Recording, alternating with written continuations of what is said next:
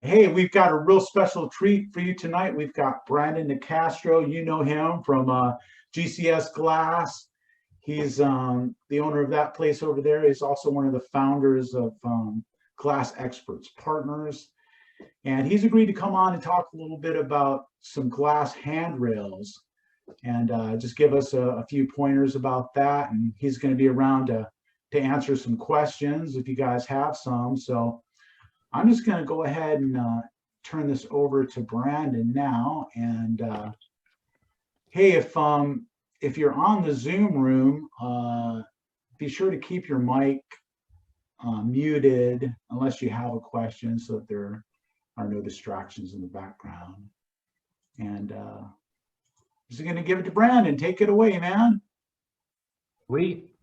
Yeah, we'll just talk about some handrails, like tips and tricks, and kind of best practices, and a little bit of layout, installation, different type of systems, different type of glass.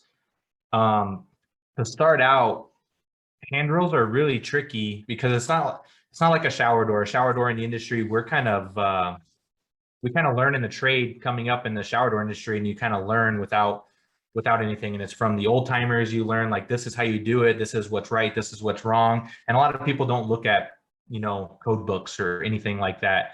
Well, with railings, you learn a lot too, but there's a lot of codes that go into handrails, and it varies by state and county and all that type of stuff. But if you're using like a CR Lawrence product, or any company that does railing, should have an ICC report.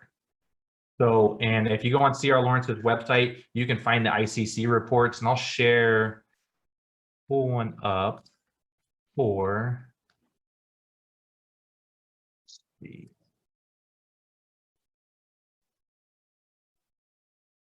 This right here is an ICC evaluation report for a couple of different types of applications for base shoe from CR Lawrence. So it has like your installation specs in here, and it tells you like what type of lag bolts to use. It has wind load in here. It tells you your substrate when you're anchoring the stuff. So like if you scroll down, surface mounted to steel, fascia mounted to steel, concrete substrate, like the minimum thickness, the PSI of the concrete. It has so much information here, and a lot of this looks like gibberish unless you read through it and you kind of learn on what everything is.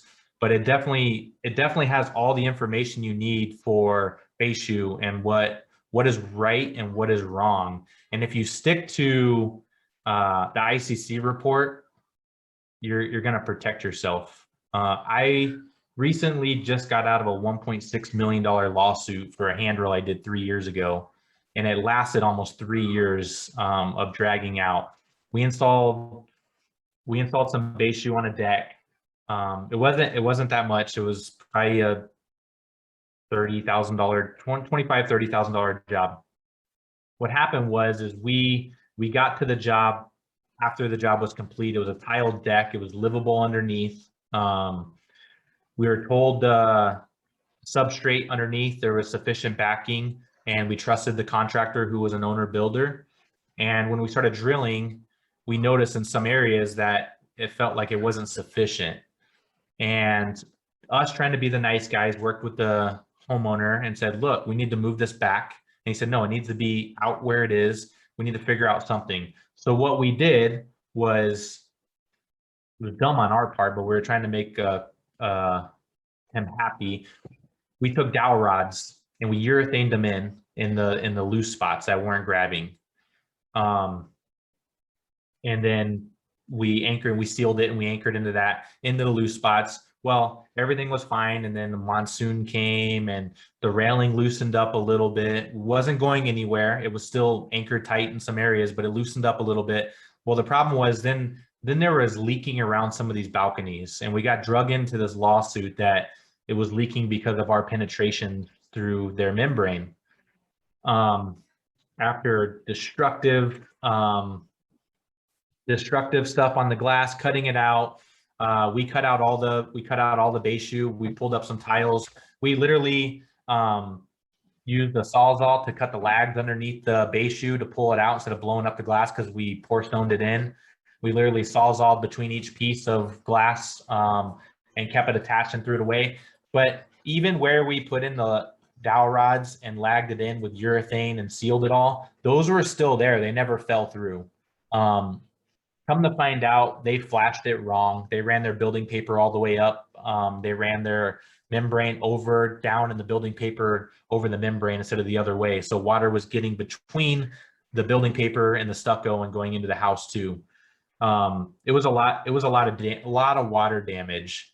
Come to find out, they used the wrong weatherproofing on the deck. They used Kurdi Schluter for their deck, which is an interior membrane. It's not meant for an exterior deck because it's not like a bitchethane or a fire and ice or protecto wrap that self-seals when you drill through it, penetration. So from that experience, I learned a lot. I won't touch a handrail unless I know exactly what's underneath it. And if I hit a hollow spot or something, we're not moving forward until stuff's getting pulled to find out what's under there. So luckily we got out of the lawsuit pretty good. I think the insurance company settled for $125,000 from $1.6 million. So we were liable for a little bit, which in Arizona you share a stake of anything like that. You're never going to be off the hook 100%. So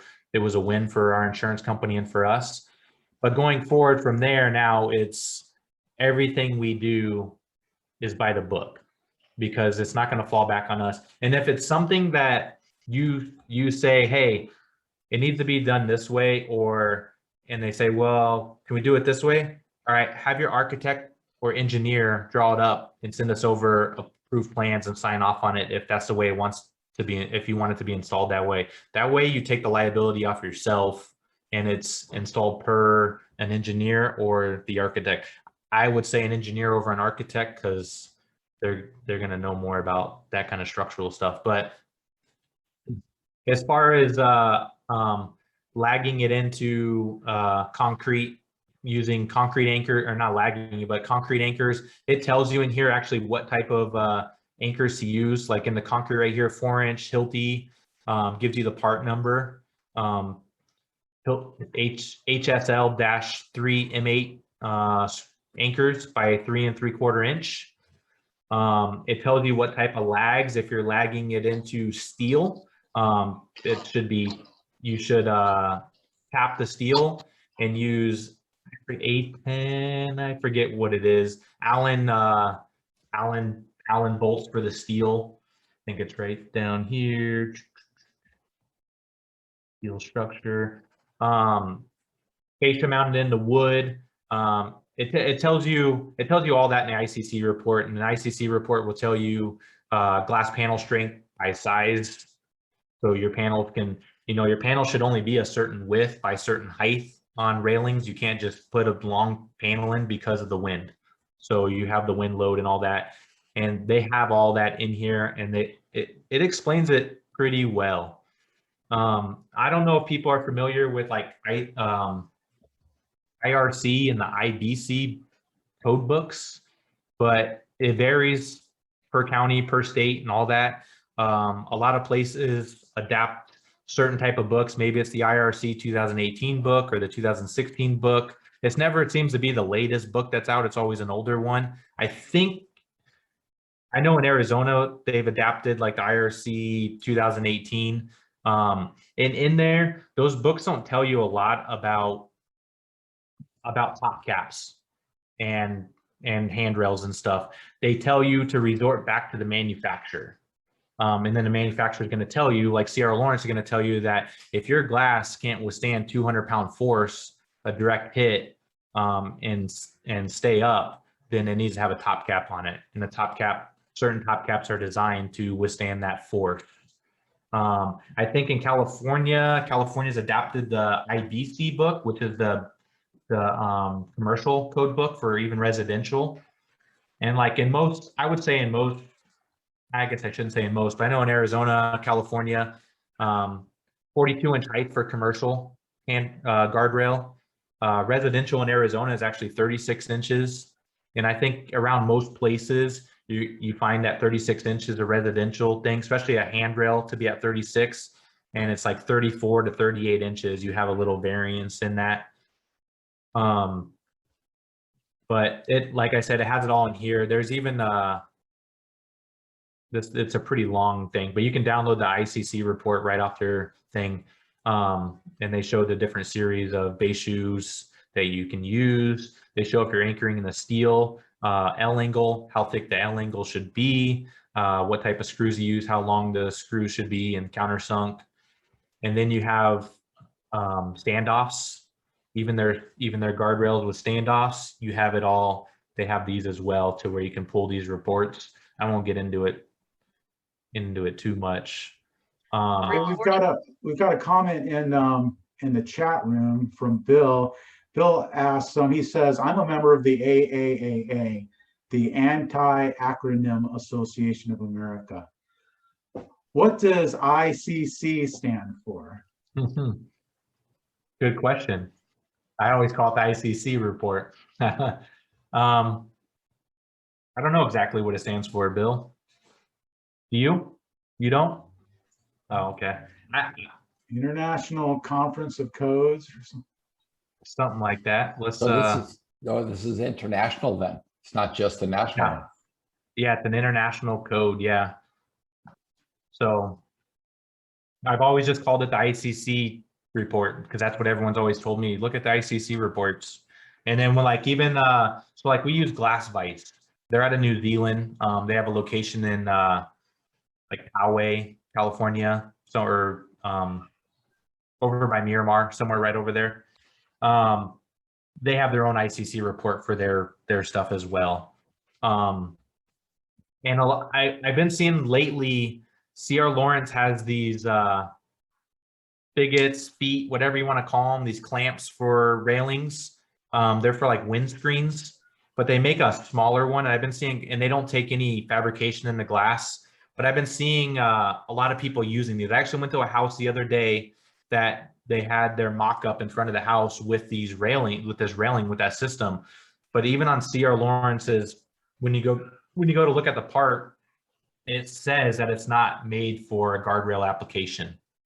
And people are using them. So that type of stuff, you just want to check to make sure there is, they do have an ICC report and it's been tested and approved and it meets code for that type of stuff. Like ordering glass. A lot of the standard stuff is half inch tempered, right? Whenever you order half-inch tempered glass, when you're ordering base shoe, you got to make sure you let the vendor know to move the bug up. Because if you don't move the bug up, you're not going to see the bug, and an inspector is not going to see that as tempered glass because the bug's going to be buried in the base shoe. A base shoe is like 4 1/8 tall. So you got to make sure you mark it on there to move the bug up so they know where to put that. And then half-inch tempered glass, it's gonna require a top cap because it's not gonna meet the 200-pound force. And with the top cap, is what they say is if you have 2 or less panels, your top cap needs to be anchored to a wall on each side. If you have 3 or more panels, it doesn't have to be anchored to a wall, because the way they look at it is if a panel blows up, the railing is gonna stay up with 3 or more panels. But with 2 or 1 panel, it blows up. When it's not anchored, it's just gonna fall over. To get around using a top cap, use expensive glass, laminated, 9/16 laminated with like a Sentry layer. There's other names for it. I think you know the different layers in the glass, right, Bill? I know there's like, you got Sentry, like a brand. Is it SGP? Is the Sentry layer the SGP or something like that? But you're muted. Yeah, Sentry Glass Plus is the one for any type of railing, especially outside. Yeah. It's so rigid that it just keeps the glass in place. There's an EVB also. Okay. And that also like prevents it from delaminating, right? Because regular laminated glass will delaminate in weather.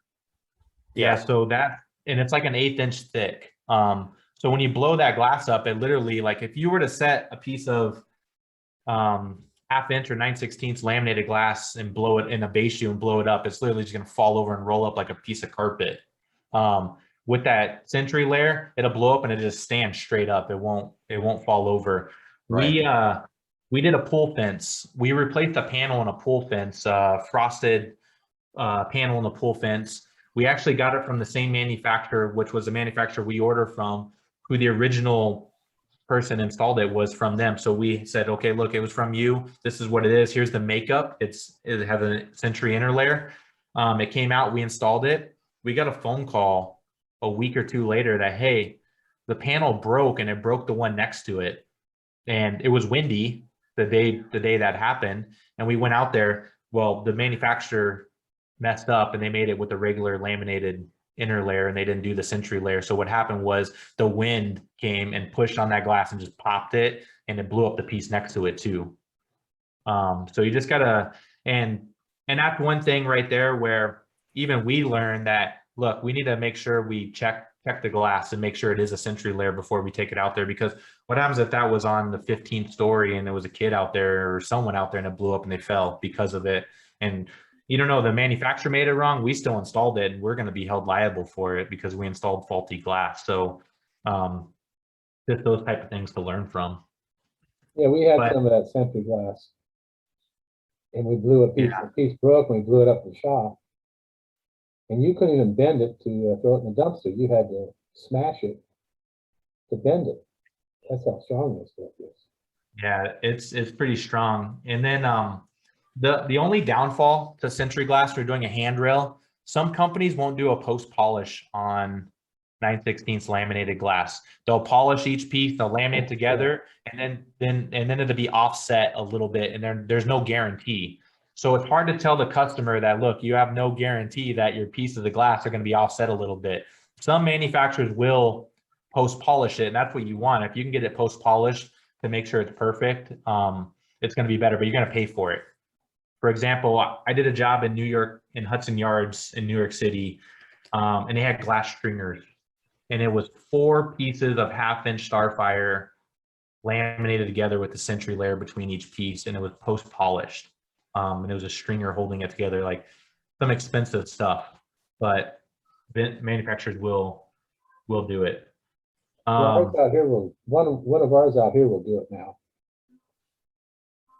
The first time I got it, it looked like crap, you know. Yeah. And now And they a lot do of it. people end up just opting to put a top cap on it at that point. If it looks too bad, they'll just throw a top cap on it. Well, now our company, they were doing it.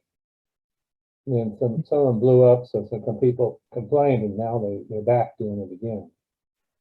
So Pulp Studios does it, so it's nice. Yeah. You can tell it's laminated. And a lot of times you get a lot of customers that don't want a top cap on their glass. They don't want to pay for laminated. They just want 1/2 inch tempered, but they don't want a top cap on it because it obstructs their view.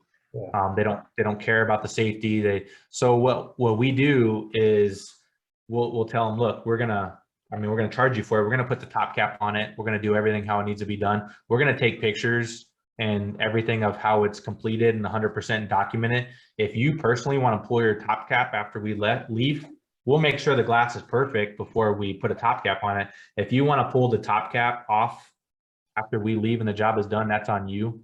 We have our documentation in place that protects us if anything happens, but if you can do whatever you want, it's your property. So, and I would say most people end up leaving it on, just they don't want to go through the hassle of pulling it off and all that stuff, but they just leave it on, especially when you kind of tell them that and they realize, oh, wow, there is a big liability. Maybe there's a reason why you guys put a top cap on here. So, layouts, different type of layouts. I know a couple people asked questions about laying out stairs and laying out runs. Obviously laying out straight runs is pretty easy with base shoe with any type of railing, but like stairs, it's a little tricky to lay it out. We've done it a few different ways. We'll get run and rise to do stairs and break the panels up, and it's not hard to do that. You can do run and then get the angle of like from the landing and get the angle, it's typically around a 47-degree angle for stairs.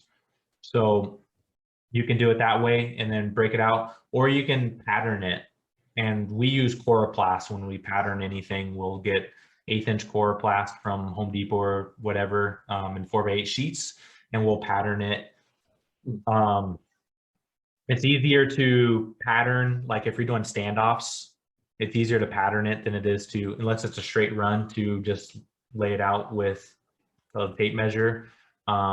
We had a tricky one recently that we're working on that's literally, it's got standoffs in each tread, and then they're doing stone caps over it to cover, so the glasses just look like it's floating in the tread. So you got to kind of just lay that out with patterns and stuff like that. So easy way to do a pattern is get your plumb line at the bottom and your top and run either a laser, lock your laser and twist it and get your height from your landing and your stair.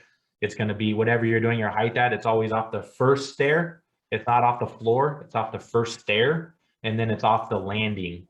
So if you have stairs that go up, you hit a landing and it turns and goes up the other way, it's always going to be off the first stair, and then the landing is your top part, and then as you're on your landing, it's off the next stair, and then on the upper area. It's not off the landing to start the second one, it's off the actual stair. And a lot of people get that wrong.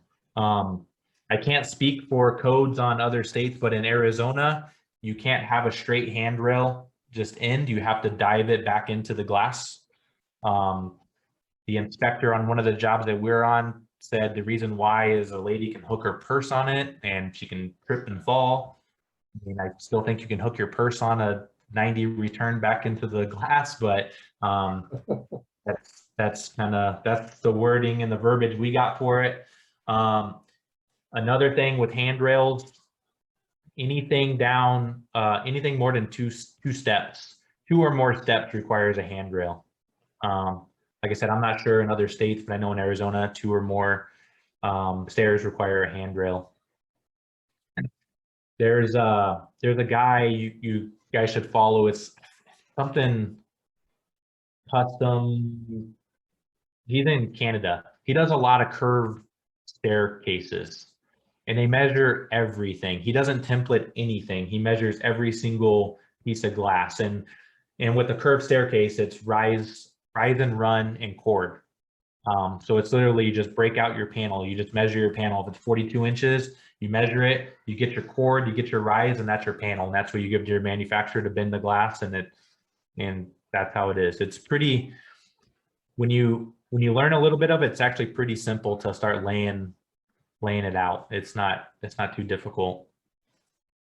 Does anyone have any questions at this point? I feel like I'm rambling. No, that's great, man. So what about, so do you have to, in Arizona, do you have to have professional engineer sign off on everything if it's, like a guardrail? No, but I know I did a handrail in California in Coronado, and we had to submit everything to the builder had to submit everything we were going to do to either an engineer or an inspector to have them sign off on it before it can even be installed, to make sure it was the right stuff. But in Arizona, you don't. You can install it and it's going to be inspected by an inspector if it's the house that they have permits on, and it's going to get inspected. But I guess we can talk about pole fences too, because it goes along the lines of railings and stuff like that. So all pole fences, I'm pretty sure nationwide, is 60 inches tall for a pole fence. Self-closing and self-latching gates. Polaris makes a really good hinge. That is, they have a glass to glass and they have a wall mounted one, and they make an awesome lock that is actually lockable with the key. That is self-latching and self-locking for a pool fence. Glass Vice makes a really good product for a pool fence. It's just little feet that come up that have no fabrication in the glass, so it's adjustable. They have Allens that will twist it in and out for you. It takes two 5/16 rods, all thread in the bottom of the glass vise, and you literally just drill your 2 holes and put Hilti 500 epoxy in there, which is super expensive, by the way. And it takes 24 hours to dry. And once it dry, it's not going anywhere. Like literally they say, just if you're out of plumb or out of level, you can shim up the vise and you'll see a little bit of the all thread, but once the epoxy dries, it won't go anywhere. And then you can either caulk around it or however you want to finish it. But that Hilti 500 epoxy is pretty amazing. You can actually fill holes inside a pool while it's full of water, and it will seal holes up. So pretty, yeah, that pretty stuff cool is stuff. awesome. Pretty We worked with expensive some of that stuff. stuff up in San Jose on the Civic Center. We were working on there, man. It's just like, it's great stuff. It's expensive, like you Don't get say. it. Don't get it in your eyes either. Apparently it burns. But I have a question for stairs, where you have to pour stone it in. How do you do so that? you can, we don't pour stone them anymore. We just taper lock them if it's base shoe. No, this is a house we did. It's all steel staircasing.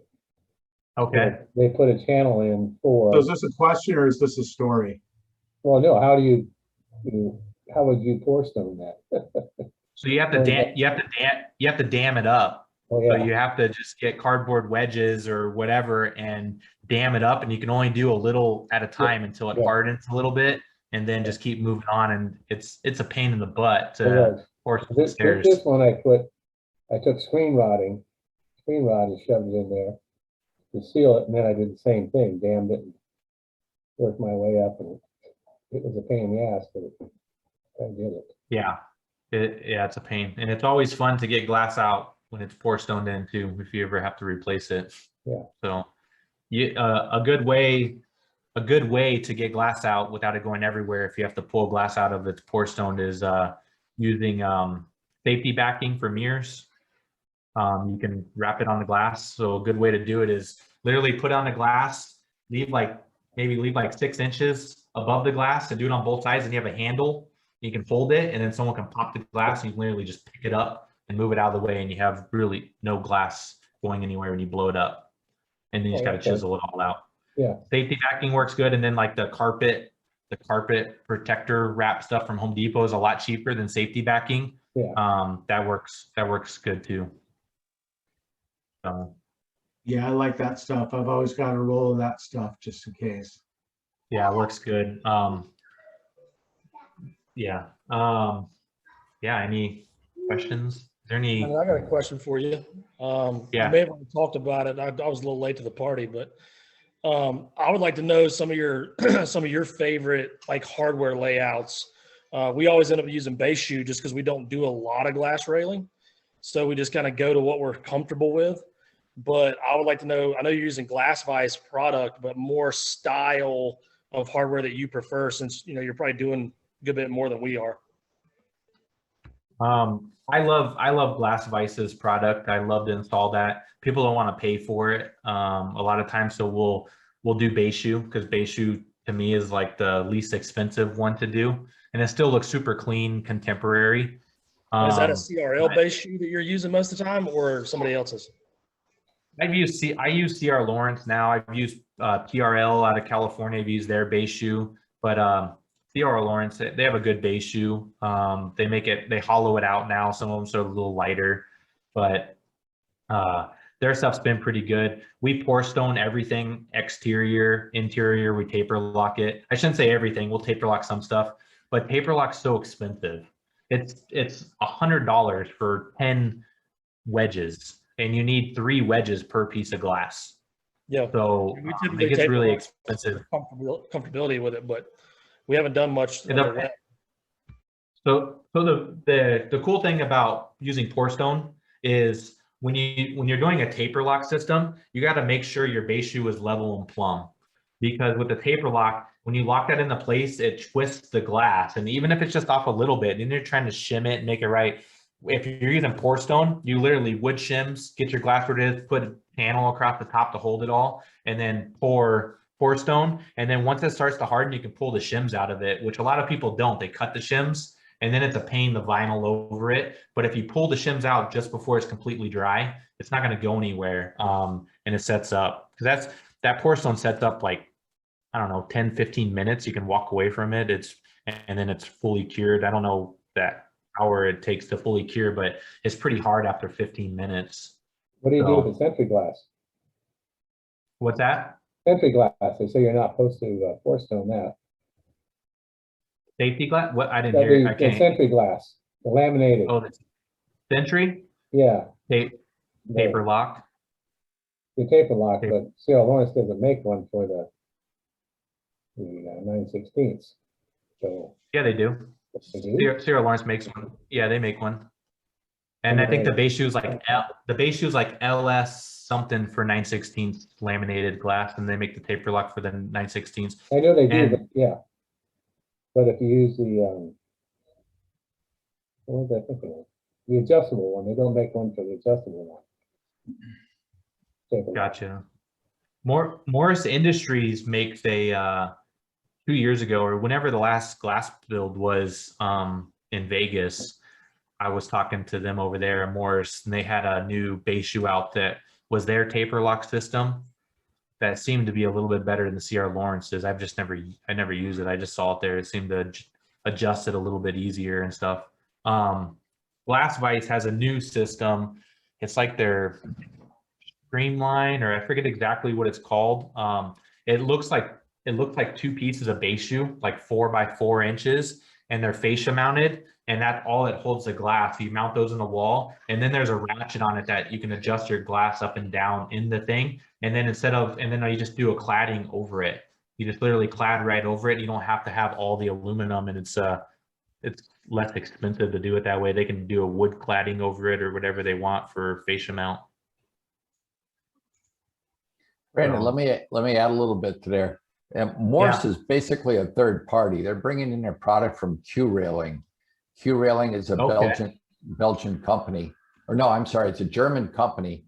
The salesman's from Belgium, but so Morse is really just a distributor of it. They're not making it, and you can set up an account now for Q Railing. They opened up a few offices in the States for distribution. Okay. Take a look at their website. It's really good stuff. And that fascia, yeah, just the letter Q and then Railing. There's another company that people have been using, I think is popular on the East Coast, is it View Rail? Yeah, but I don't think it doesn't have the NOAs, the notice of acceptance, for people that don't like acronyms like me.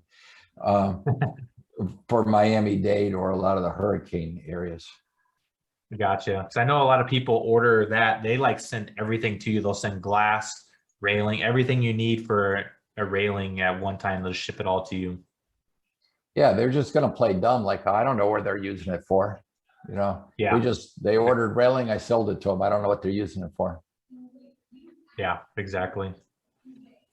We have any questions on Facebook, Chris? You know, I'm not seeing it on Facebook. I mean, it says that it's streaming to Facebook, but yeah, it says it's live on mine and it's recording. Yeah, so but I'm looking on the group and I'm not seeing it, and I don't see any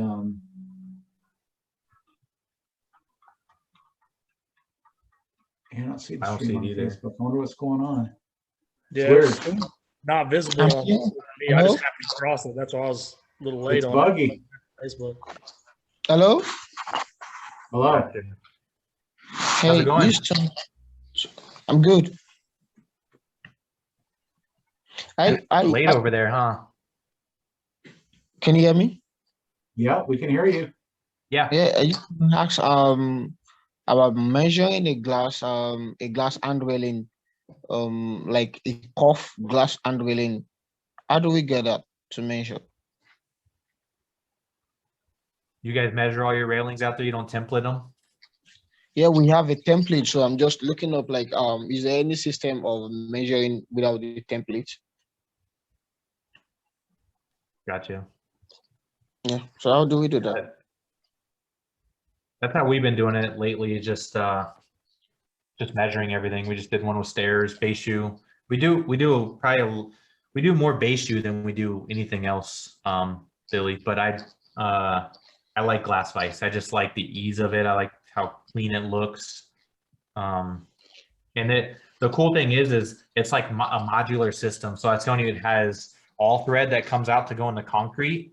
But so if you're doing stairs, you can run all thread through the stairs if you can get underneath the threads, and you can bolt it and tie it down that way.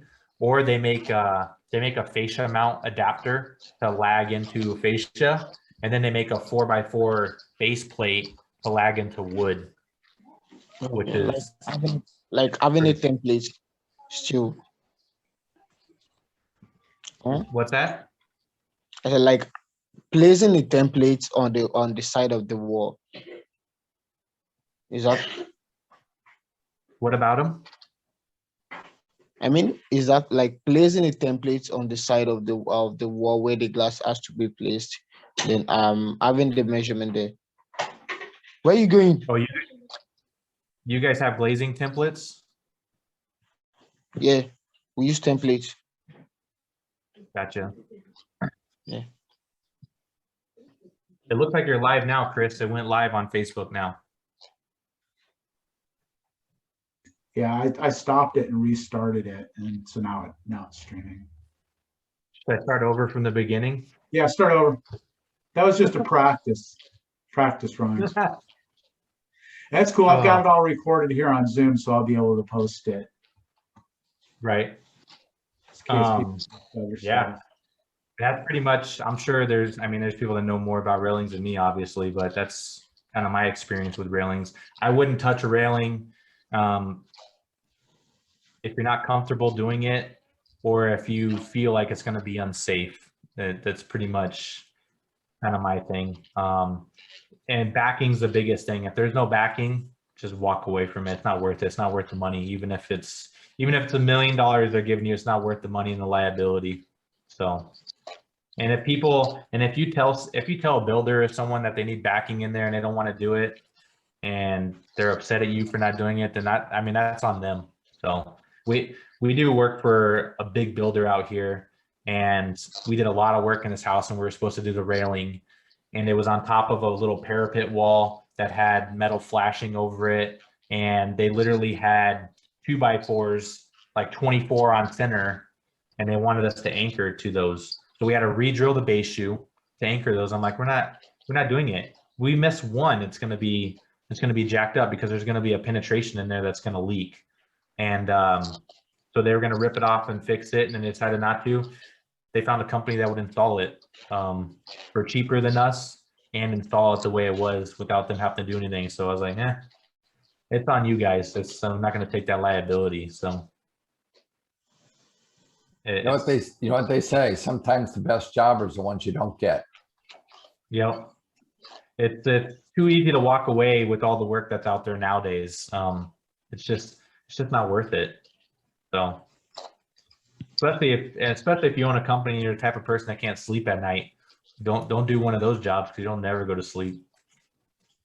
So exactly. Yeah. I kind of got away from doing handrails myself, just because, it's just me, and it's almost impossible to do alone. I mean, you can do some stuff, but the other thing was just that, like here everything needs to be signed off by a PE, so it's like, and the cost of that, and the time that's involved, it's like, so if I'm doing like handrails online, the cool thing about that is the guys at CRO will actually do the engineering for you, so they'll give you all the drawings, do all the shop drawings and stuff. So that's cool. So you have something to get inspected, but then we have to have professional engineer come in and sign off on it. So, just the time and the expense, just to tell a customer, yeah, I can do that for you. It's going to be, so many thousands of dollars, and it's like, And the problem is with that, to do it the right way, that costs money, they're gonna find someone that's just will do it without getting any of that done and just do it for them at a cheaper cost. So it's a lose-lose situation at that point. Yeah, it is. So- It is for me. You know, I mean, you have to really be like anything else. I think in the industry, you need to really be tooled up to do, you know, that task and be ready to commit, you know, to doing those jobs. And you can. I mean, there's good money to be made in it. It's kind of like easy work, really. I mean, it's good work and a lot of money to be made in it, but you need to really be kind of taking way a we bid tiger our to right? The way we bid our handrails now is we're gonna make sure we make money on them, like good money. Otherwise, we're not gonna do them at all. Like we're not gonna mess around with them. We're not gonna be super competitive and be that guy that's gonna come in. We don't need to do 100 handrails a year. It's just if we're gonna do a handrail, it's gonna be good for the company. It's gonna be safe. Another thing with Bayshoe, stainless steel cladding is terrible to use on Bayshoe. It's just so hard to cut. People don't know how to cut it. I have a steel fabricator and it's a nightmare to cut. We have a liquid cooled hydraulic bandsaw that still burns it up. I would stay away from stainless steel cladding and I just order aluminum cladding. And I wouldn't even order it from C.R. Lawrence. I would order aluminum cladding from a company that does brake metal. And you can do brushed aluminum for the stainless, or you can do black or whatever. It just cut on a chop saw. You can bend it. You can do all kinds of stuff with it. But I stainless steel totally cladding, agree. terrible. I totally agree, man. Just go with aluminum, brake metal. That stainless steel, there's just no point in it. Unless you have to It's do it just because it's working. stacked that way, Yeah. I mean, C.R. Lawrence makes these stainless steel corners that slip over the corners. They're like 12 inches long and they're broke and everything, but it's like $150 a piece if you want to use those corners. But if you're going to try to fabricate your own corners and cut 45s with stainless steel, good luck. I mean, a grinder, but keep it cool because you're going to burn it up and you're going to have discoloration in it. And it's just not going to look right. It's a nightmare. And then even handrails. To me, I just sub out my handrails. If it's stairs and I need them welded and stuff like that in one piece, I'll just sub them out to have someone weld them. I'm not gonna. C.R. Lawrence makes sleeves. They make adapters and everything for their tubular handrails. But like I said, most stairs are around 47 degrees. But if you're 51 degrees, like the stairs we just did, it's not working and it needs to be custom at that point, then then you're screwed. So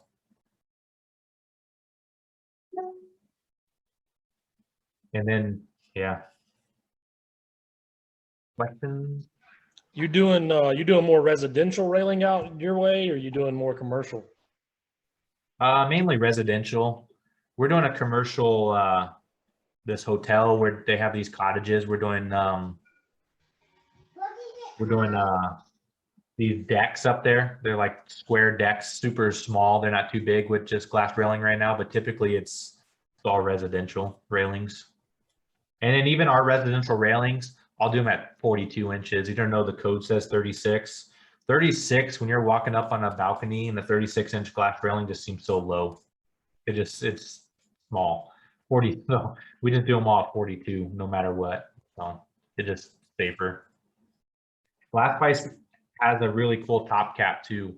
They have like it's like an inch by inch ICC approved top cap that will withstand a 200-pound force. That's stainless. That's pretty cool. Then they have adapters for it and everything for the corners and to tie into the wall and all that. And it's less expensive than like your 1.5 premium top cap from C.R. Lawrence. It's cheaper for a 20-foot stick. Yeah, I pulled it up. It's a pretty low profile. Looks nice. Yeah.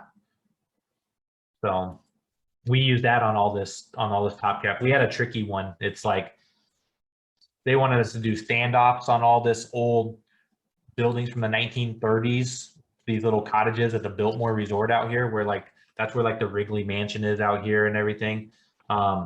It's so old that when they have to repair the block, they have to use the dirt from the land to make the color to redo the block. They can't bring in outside source. They have to use what's there. So they have to reuse like the dirt and soil from the land right there to build it. But they wanted us to do these standoffs on this wall that's hollow, that's only 4 inches thick. And it's like, it's not going to work. So then we had to have some stuff engineered to weld these steel posts to connect to their canopies to put base shoe on.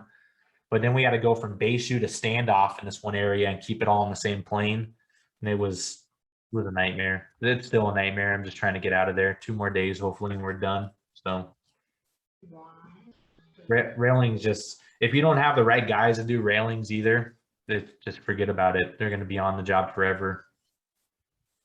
So Yeah. I'll say probably the last 3 jobs we've done railing wise, we haven't even used standard Sierra Lawrence product. We've tied in with local steel companies to design posts. Use a CR Lawrence Z clip attached to it, painted to match. Kind of a custom fabricated handrail, and it's been cleaner to deal with working with a local steel company than trying to deal with CR Lawrence. And they design the gates. He puts the hinges on. So it's worked out a little better because we can control the material outside of glass a little easier. It's just when you get into trying to do the stainless finishes that give the true stainless look, that's hard to do with powder coats. So it ends up having to go black or a bronze or something like that, or just a silver paint. So that's really the only issue we run into. But that's worked really well for us on the last few we've done. Yeah, for sure. That's the biggest thing we run into with the steel stuff we do is stainless. If they want brushed stainless, or if they want chrome finish, like so even like mirror frames and stuff, they want chrome or like a gold. And it's like, look, we'll powder coat it. We can get it close, but it's not going to be plated or dipped or anything like that unless you want to spend a fortune for it to be made. So do you have somebody locally you use to do your powder coating? Yeah, we have a company right down the street that does all our powder coating for us. Oh, that's nice. That's nice. So we give them a lot of stuff. They take care of us, so it's super nice to have that relationship with them. Yeah, I wish I had somebody close that was good at it. Most of the folks we deal with, it's just they don't want to do either big stuff only. In our area, they don't want to do any small stuff. We can't give them enough volume to warrant it. So, Billy, Gotcha. try an auto body shop, and some of them have powder coating, some of them have the Sierra coating that we talked about in the past, but the body shops can use it, and they do a really good job if they're doing Sierra coating. Okay. And Bill, the Sierra coating, I'm totally unfamiliar with the Sierra coating that you're talking about. How do you spell that? I want to be able to look it up properly. C-E-R-A-K, yeah, C-E-R-A-K-O-T-E. Sierra coat. So do you heat that, Bill? Because it's supposed to be heated in an oven, right? Some can be heated and some are just air applied. There's 2 different ways of doing it. Again, check a lot of the auto body shops are using it, but they use it for handguns. It's a really durable finish. That's where I know it from. I have an AR that I Duracoated, but Cerakote is stronger than Duracoat. And Cerakote's becoming really popular. They do a lot of motorcycles, like custom motorcycles, like baggers and stuff. They're Cerakoting a lot of those too. Yeah, Billy, we just started doing some of that our own, but I found out that there's other guys in the area that do it. Just go on Google and see who's in your area, and you might find a better option there. And there's a lot of other colors available. Yeah, I just pulled it up, and totally unfamiliar. It's definitely something I want to check out.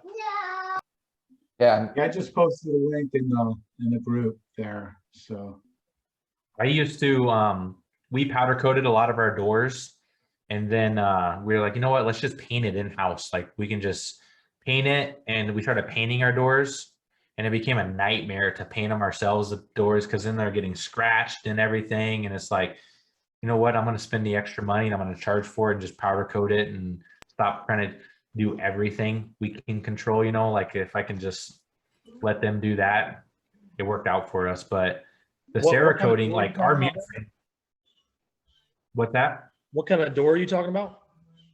steel doors, like steel interior doors or steel front doors and stuff. I mean, we did this big steel door. It was like 12 feet tall, 10-foot door with a 2-foot transom, and I think it was a 60-inch door. So it was 5 foot by 10-foot single door in this house, and we painted it and we primered it with red primer for steel and everything. We painted it. We had a professional spray gun. Did everything. I thought we did everything right. We installed this door. Stucco guys came, taped off, peeled their stucco all the way down to the bare metal. And it was like, man, we're done painting. Yeah, I'm tired of going back to doors to touch up. We're just gonna powder coat it. So, but that Cerakote stuff is tough. It takes the heat and everything. So Nice. That's a good tip. You're using for hardware, right, Bill? You're Cerakoting hinges and stuff. You're muted. Sorry. Yeah, hinges, handles, clamps, sometimes channeling. Yeah. So what do you start out with? I mean, do you start out with like a satin finish before you Cerakote? Well, you got to acid wash it, right? Because if we're putting it on a standard anodized piece, you got to get it so it grabs. So you'll go in and acid wash it. Then the ones we've been doing black, and they come out fantastic. But they sent us a kit, like a starter kit of 6 colors, little chips to choose from. We had this really funky gold one that the customer wanted because their plumbing piece was really weird gold color. And we got it to match pretty darn good. And we did it in-house. It was nice. Wow. Turned it around quick. Dude, that's awesome. Yeah. So do you have like you have a booth and stuff set up for that area? Yeah, it's just a really small tent area inside our truck dock. Put a fan in there and a vent in there. And the guy's, he sprays other stuff anyhow. He's a motorcycle enthusiast, so he's been used to spray painting. And you just got to get your pressures down. That's all it is. Yeah, it just sounds like you're making the rest of us look bad doing that. Yeah, not trying to, believe me. No, he's try good at that. Try not to do it. Try not to do it. Just when you got to sell these jobs or you can't get the supplies from the vendors. I was shopping around. Just today, I was shopping around and trying to get some new aluminum extruders. A lot of them aren't even going to take new orders, even if you pay to have the dies made. And then if they do, they're a year out. I mean, it's crazy. Wow. It's crazy. When C.R. Lawrence starts running out of stuff, it's going to be a while till they get it in. Mm-hmm. It's just the raw materials, the billets alone, they can't get them. I don't know, how many of you guys do removals and send your scrap metal back to the scrap yard for money? I mean, it's up big time right now. We save all of ours. We just have a barrel and they come pick it up from us. Do you separate it from clean and dirty? I do. The cleans are you can get double the money for clean. It's actually worth sending a guy out there and clipping off the ends. If you got the old frame doors with the screw brackets in there, little L brackets to make the corners. Yeah. Put it on a chop saw and cut off the ends. I'm getting $2,000 a pickup for scrap metal. Those are good for Christmas parties right there. You think? Yeah, no kidding. More than pays for the guy's time to do it. Yeah. Yeah. Yeah, a lot of our scrap is off of our commercial aluminum stuff. So it's, it's not pulling a lot, or hasn't been pulling very much, but still worth it. Yeah, and I know some places will consider even commercial aluminum dirty if it's not raw. They'll consider if it's anodized as dirty aluminum. Yeah, you get ripped off. Yeah, you gotta find the right guys. Yep. Yeah. Go to another guy. That's right. So, shop it around. Prices everywhere. Well, hey Brandon, thanks a lot, man, for being willing to head this up for us. I really appreciate your putting it together. And if people want to find you, what's the best way for them to get in touch? Facebook or Instagram. Yeah, Instagram. Big on Instagram. Right. I haven't posted since our Christmas picture on Instagram. Actually, just been. I don't like social media. I just do it to play the game, just because it's free advertisement and we get a lot of money from it. But I post on our Instagram stories, but I haven't posted a picture since Christmas last year. So just been busy. You get burnt out from that stuff, you know. Yeah, I haven't done a very good job at keeping up on my Instagram either. Even posting to Facebook, I used to post a lot of photos to Facebook, and I don't know, I need to get back in the swing of it. You know, they do. I'm a perfectionist, so like I never post a picture on my page unless it's already, if my wife's a photographer, so I have her edit all our pictures, right? So if my guys have blue tape, she's in there taking out the blue tape off the corners and, you know, moving a paper towel out of the way or change like a patch in the ceiling, she's fixing it and to make it look better. But she hasn't had time. I'm such a perfectionist, I just haven't given her pictures to even post. But there's companies out there like, I think it's Ladder or whatever, you can set up like 30 pictures and then write all the descriptions out for each one and have it scheduled where it's literally, we'll just post them for you. So you don't even have, you can do it once a month. So, but who has time to do that right now? You can go to our Facebook page and see as many taped showers as you want to see. Yeah, absolutely. My wife goes on social media and she said faces. I got a suggestion for you, because we were having the same thing. We're just spending all sorts of time on Photoshop. Just have you guys tape it with clear packing tape until you take the picture. Take the picture with the clear, and then put your blue tape on. Take the clear off. It's funny what I do is I have now all my guys, they take a finished picture before it's siliconed. So they take a picture before it's even, they clean it and everything's moved, and before it's silicone, they take a picture and then they send it. And it's funny if there's some that come across that they had to put tape on, like a wine cellar if it's super tall. And it's funny when the picture comes across and they're like, sorry, Brandon, I had to tape that corner because I had to silicone it before I put the door in because the racking's in the way. So I couldn't get you a good picture. So yeah, they're thinking about you. But, yeah, I beat it into my guys. They know. Great, Brandon. We're gonna hear from Brandon if we get a picture with blue tape or red tape or something across our shower. And then because I have like, really guys, you couldn't move the glass cleaner out of the way before you took the picture. You couldn't straighten the rug. You couldn't like take the 10 seconds to take the box out of the shower and, you know, just to get a good finished picture. We're never gonna be back at this house. Yeah, put the toilet seat down. Yeah. So we just broke a toilet seat actually. My guy put his knee on it. He barely put his knee on it and it cracked it. It's literally it was a $55 toilet seat cover. And the guy held up $650 for the job because he said it was a $600 toilet and special order and all this. So we had to call the company and order the toilet seat for $55. And it took freaking a month and a half to even get them to ship it. And what a joke.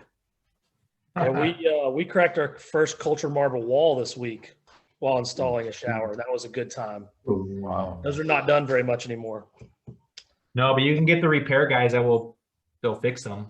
I've called 5 companies and nobody will repair it. They're not willing to. They're too busy doing new stuff, so nobody will repair it. So I'm stuck at the moment. So I'm still trying to figure that out. You know how you get them back? You know how you get them back, Billy? Go to one of their and hire one of their guys from them. There you go. That'll teach him to keep them on staff.